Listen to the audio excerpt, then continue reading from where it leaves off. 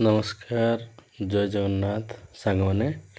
ଅନୁଗୁଳ ଏରମାର ନୂଆ ଏକ ଭିଡ଼ିଓକୁ ଆପଣମାନଙ୍କୁ ସମସ୍ତଙ୍କୁ ସ୍ୱାଗତ। ଆଜିର ଭିଡ଼ିଓଟି ସାଧାରଣତଃ ଆମର ରୋଷେଇ ଠାରୁ ଟିକିଏ ଭିନ୍ନ।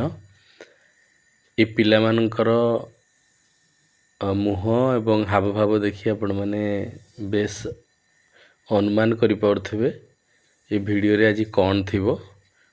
ଅନୁଗୁଳ ଏରମାର ଆଜି ଭିଡ଼ିଓ ହେଉଛି ପିଲାଙ୍କ ସହିତ ବଣଭୋଜି। ଆପଣମାନଙ୍କୁ କହି ରଖେ,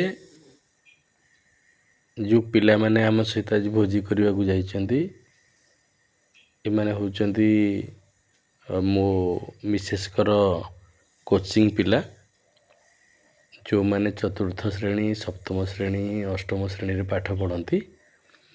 ଏ ଯେଉଁ ଜାଗା ଦେଖୁଛନ୍ତି ଇଏ ହେଉଛି ସୁନ୍ଦର ବହି ଯାଉଥିବା ମହାନଦୀ, ଓଡ଼ିଶାର ବଡ଼ ନଦୀ। ତା'ର ଅବବାହିକାରେ ସୁନ୍ଦର ଏକ ପ୍ରକୃତିର ମନୋରମ ଦୃଶ୍ୟ, ଯେଉଁଠି ଆମେ ନଦୀରେ ପହଞ୍ଚିବା ପରେ କେମିତି ପାଣି ସଂଗ୍ରହ କରି ଆମେ ଉପରକୁ ନେଇଯାଉଛୁ। ଯେହେତୁ ନଦୀ ଭିତରେ ଖରା ହେଉଛି, ତେଣୁ ନଦୀର ଉପର ପଠାରେ ସୁନ୍ଦର ଆମ୍ବ ଗଛ ମୂଳରେ ଏକ ମନୋରମ ଦୃଶ୍ୟ, ଖୋଲା ଆକାଶ ତଳେ ଭୋଜିର ଯେଉଁ ସୁନ୍ଦର ପରିବେଶ ସୃଷ୍ଟି ହୋଇଛି ଆପଣମାନେ ଦେଖିପାରୁଥିବେ। ଏବଂ ପଛରେ ମୋ ଝିଅ ଯାଉଛି, ସେ ଆସିଥିଲା ପାଣି ନେବାକୁ, ଏବେ ଧୀରେ ଧୀରେ ଯାଉଛି। ଏବେ ଦେଖନ୍ତୁ ଆମର ଛୁଆମାନେ ନିଆଁ ଜଳାଇବାରେ ବ୍ୟସ୍ତ, ନିଆଁ ଜଳାଉଛନ୍ତି ଏବଂ ଘରୁ ଅଣାଯାଇଥିବା ମୁଢ଼ି ମିକ୍ସଚର ପିଲାମାନେ ଲାଗି ପଡ଼ିଲେଣି। କାଳେ କିଏ ଖାଇଦେବ ଅଧିକ, ତାଙ୍କ ଭିତରେ ଗୋଟେ କମ୍ପିଟିସନ୍ ଚାଲିଛି। ଦେଖନ୍ତୁ ପିଲାମାନେ ତାଙ୍କ ଭିତରେ କମ୍ପିଟିସନ୍ ଚାଲିଛି। ଏହା ଭିତରେ ମୋତେ ପିଲାମାନେ ବାଧ୍ୟ କଲେ, ସାର୍ ଆପଣ ବି ଟିକେ ମୁଢ଼ି ଖାଇଦିଅନ୍ତୁ। ତେଣୁ ମୁଁ ଟିକେ ଚା ଏବଂ ପିଲା ଦେଇଥିଲେ ମୋତେ ହାପି କୁକିଜ୍ ଦେଇଥିଲେ ଏବଂ ଚା ଆଉ ବିସ୍କିଟ୍ର ମଜା ସତରେ ପିକନିକ୍ରେ ଏକ ନିଆରା ଅନୁଭବ ସୃଷ୍ଟି କରୁଛି। ତା ଭିତରେ ଆମର ଛୁଆମାନେ ନିଆଁ ଜାଳୁଛନ୍ତି, ତା ଭିତରେ ରୋଷେଇ ପାଇଁ ମୁଁ ପିଆଜ କାଟି ନେଲିଣି।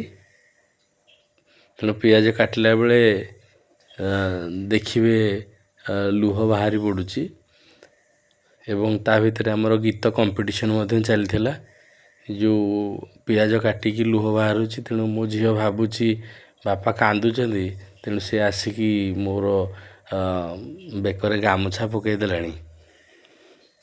କିନ୍ତୁ ଆମେ ଗୀତ କମ୍ପିଟିସନ୍ କରୁଥିଲୁ, ଯେଉଁଠି ପିଲାମାନେ ଜିତିଲେ ଏବଂ ଆମେ ଯେଉଁ ଗ୍ରୁପ୍ରେ ଆମେ 2 ଜଣ ଥିଲୁ ଆମେ ହାରିଲୁ।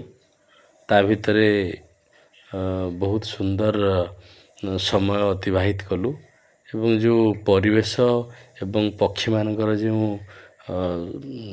ଯେଉଁ ରାବ ବହୁତ ସୁନ୍ଦର ଅନୁଭୂତି ଆଣି ଦେଉଥିଲା। ଏବଂ ସେଇ ଯେଉଁ ଭୋଜି ଜାଗାରେ ମଧ୍ୟ ଏକ ଦେଖିପାରୁଥିବେ ଗୋଟେ ଆମ୍ବର ଡାଳ ଅଛି, ଯେଉଁଠି ପିଲାମାନେ ଦୋଳି ଖେଳୁଛନ୍ତି। ମୁଁ ଯେତେ ମନା କଲେ ବି ମାନୁନାହାନ୍ତି, ଭୟ ଅଛି କାଳେ ଉପରୁ ଖସି ପଡ଼ିବେ। କିନ୍ତୁ ଦେଖନ୍ତୁ ଆମର ଗୁଲୁଆ ବାବୁ ଏବଂ ଆମର ସାହେବ ବାବୁ 2 ଜଣ ଯାକ ଦୋଳି ଖେଳିବାରେ ବ୍ୟସ୍ତ। ମୁଁ ତାଙ୍କୁ ଆକଟ କରିବାକୁ ଯିବାବେଳେ ମୋତେ ମୋର ଧର୍ମପତ୍ନୀ କହିଲେ ଆମର ଚିକେନ୍ ପକୋଡ଼ା ଛାଣିବା ପାଇଁ। ତେଣୁ ମୁଁ ଚିକେନ୍ ପକୋଡ଼ା ଛାଣିବାରେ ବ୍ୟସ୍ତ ହୋଇଗଲି।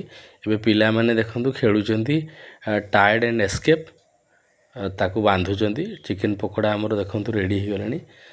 ବାନ୍ଧୁଛନ୍ତି, ହାପି ବାନ୍ଧୁଛି ଗୁଲୁଆକୁ କାଳେ ତା'ର ଚିକେନ୍ ଖାଇଦେବ ବୋଲି। କିନ୍ତୁ ସେମିତି ହେବନି, ଆମେ ସମସ୍ତଙ୍କୁ ଚିକେନ୍ ଦେବା।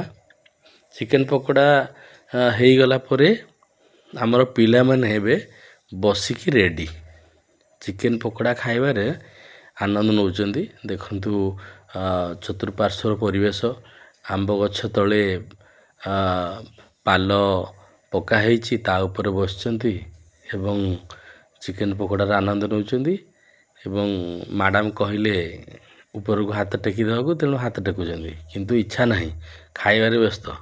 ଏପଟେ ଆମର ଚିକେନ୍ ପକୋଡ଼ା ସରିଛି, ଏପଟେ ଆମେ ଚିକେନ୍ କଷା ଆମର ହେଇଗଲାଣି, ଚିକେନ୍ କରି ଏପଟେ ହେଉଛି। ଆମର ସବୁ ଚୁଲି ଆମେ ଯାଇକି ସେଠି ପ୍ରସ୍ତୁତ କରିଛୁ। ଏବେ ଚିକେନ୍ ପକୋଡ଼ା ପରେ ପିଲାମାନେ ମ୍ୟାଡ଼ାମ୍କୁ ତାଙ୍କର କହିଲେ କିଛି କମଳା ଖାଇବେ। ତେଣୁ କମଳାକୁ ନେଇକି ସେଠି ଚିଲି ସସ୍, ଟମାଟୋ ସସ୍ ଏବଂ ଆଉ କିଛି ସଲ୍ଟ ଆଡ଼୍ କରିକି ସେମାନେ ତାଙ୍କର ଖାଇବାରେ ବ୍ୟସ୍ତ।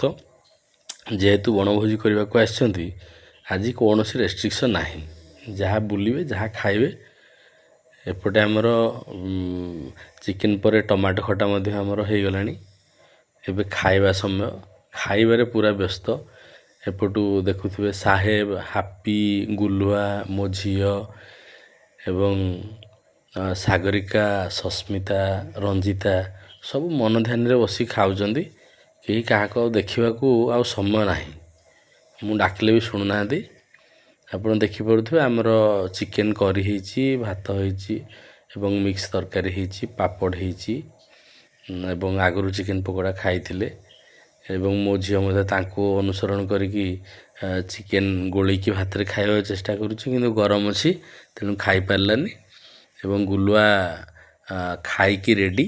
ଏବେ ଆମ ପିଲାମାନଙ୍କର ଶେଷ ପର୍ବ ହେଉଛି। ଭୋଜି ଖାଇସାରିବା ପରେ ମହାନଦୀକୁ ଯାଇଛୁ ଆମେ ଡେକ୍ଚି କଡ଼େଇ ଧୋଇବାକୁ ଏବଂ ସେଇଠି ପଥର ଦେଖୁ ଦେଖୁ ପିଲାମାନେ କହିଲେ ସାର୍ କିଏ କେତେ ଦୂର ପଥର ଫୋପାଡ଼ି ପାରିବ। ତେଣୁ ଆମେ ପଥର ଫୋପାଡ଼ିବାରେ ବ୍ୟସ୍ତ। ଦେଖନ୍ତୁ କି ସୁନ୍ଦର ଦୃଶ୍ୟ। ଆପଣ କେବେ ଆସନ୍ତୁ। ଇଏ ହେଉଛି ଅନୁଗୁଳ ଜିଲ୍ଲାର ଆଠମଲ୍ଲିକ ବ୍ଲକରୁ ମାତ୍ର 10 କିଲୋମିଟର ଦୂରରେ ଅବସ୍ଥିତ ଅଇଡ଼ା ଏକ ଗ୍ରାମ। ଅଇଡ଼ା ଗ୍ରାମର ମାତ୍ର 1 କିଲୋମିଟର ଦୂରରେ ନଦୀର ଅବବାହିକାରେ ଏ ସ୍ଥାନଟି ଅଛି, ଯେଉଁଠି ପ୍ରାୟତଃ ଅଇଡ଼ା ଗ୍ରାମର ପ୍ରତ୍ୟେକ ଲୋକ ସେଠି ଭୋଜି କରିବାକୁ ଯାଆନ୍ତି। ତେଣୁ ଆଜି ସଣ୍ଡେ ଅଛି, ତେଣୁ ସଣ୍ଡେରେ ଆମେ ପ୍ଲାନିଂ କଲୁ ଭୋଜି କରିବା ପାଇଁ। ତେଣୁ ଆଜି ପିଲାଙ୍କ ସହିତ ଆଜି ଭୋଜି କରିବାକୁ ଆସିଛୁ। ପରିଶେଷରେ ଭୋଜି ପରେ ପିଲାମାନେ ଟାଣି ନେଲେ, କହିଲେ ସାର୍ ଆଜି ଏଠି ବାଲିରେ ନାଚିକି ଯିବା। ତେଣୁ ପିଲାଙ୍କୁ ମନା ନ କରି, ପିଲାଙ୍କ ମନ କଷ୍ଟ ହେବ, ତେଣୁ ତାଙ୍କ ସହିତ ଟିକେ ନାଚି ନେଲି। କିନ୍ତୁ ନାଚ ହୁଏ ନାହିଁ। ଯଦିଓ ଆମେ ପ୍ରଫେସନାଲ୍ ଡ୍ୟାନ୍ସର ନୁହଁ, ତଥାପି ପିଲାଙ୍କ ମନ ରଖିବା ପାଇଁ ସେଠି ନାଚି ନେଲୁ। ଏବଂ ଏଠି ହନୁ ମାଙ୍କଡ଼ ଭଳିଆ ଆମର ହାପି ଡେଉଁଛି, ତାକୁ ମଧ୍ୟ ନାଚ ଆସେ ନାହିଁ ଏବଂ ମୋ ଝିଅ ମଧ୍ୟ ତାଳେ ତାଳେ ନାଚିବାକୁ ଚେଷ୍ଟା କରୁଛି। ତେଣୁ ଆପଣ ଯଦି ଆମର ଅନୁଗୁଳର ମାର ଏଇ ଭିଡ଼ିଓକୁ ଆପଣଙ୍କୁ ପସନ୍ଦ ଆସେ, ତାହେଲେ ଆପଣମାନେ ଲାଇକ୍, ସବସ୍କ୍ରାଇବ୍ ଏବଂ ସେୟାର କରିବାକୁ ଭୁଲିବେ ନାହିଁ। ଆପଣ କେଉଁ ଜିଲ୍ଲାରୁ କହୁଛନ୍ତି ଏବଂ କମେଣ୍ଟ ମାଧ୍ୟମରେ ମଧ୍ୟ ଜଣାଇବେ। ଆପଣ ଦେଖିପାରୁଥିବେ ସୁନ୍ଦର ଜାଗାଟି। ତେଣୁ ଆଶା କରେ ଆପଣଙ୍କୁ ଭିଡ଼ିଓଟି ଭଲ ଲାଗିବ। ଏବଂ ପରିଶେଷରେ ଆମେ ନଦୀ ଅବବାହିକାରୁ ଆମର ଯେଉଁ 2 ଜଣ ଛୁଆ ଅଛନ୍ତି ଆମର, ସେମାନେ ଦେଖନ୍ତୁ ଗୋଟଉଛନ୍ତି ମାଟି, ଯେଉଁଟା ଚିକ୍ ଚିକ୍ ମାଟି ବୋଲି ଏଠି କୁହନ୍ତି, ଯାହାକି ଆପଣ ମୁଣ୍ଡ ଧୋଇବାରେ ସାହାଯ୍ୟ କରିବ, ସାମ୍ପୁ ଭଳିଆ କାମ କରିବ। ଏବଂ ଏବେ ଦେଖନ୍ତୁ ଆମେ ସବୁ କାମ ସାରିକି ଆମେ ଏବେ ଘର ବାହୁଡ଼ା ହେଲୁ। ଏବଂ ଏଇ ଯେଉଁ ଗଛ ଦେଖୁଛନ୍ତି, ଇଏ ହେଉଛି ବାଦାମ। ବାଦାମ ଏବେ ଲୋକ ଏଠି ଫସଲ ଜଗେଇଛନ୍ତି, ଯାହାକି ଆଉ ମାସେ 2 ମାସ ପରେ ହେବ। ଏବଂ ଏଇଟା ଯେଉଁ ଦେଖୁଛନ୍ତି, ଇଏ ହେଉଛି ସ୍ଥାନୀୟ ଭାଷାରେ ବରଗଡ଼ି ତାକୁ କୁହନ୍ତି।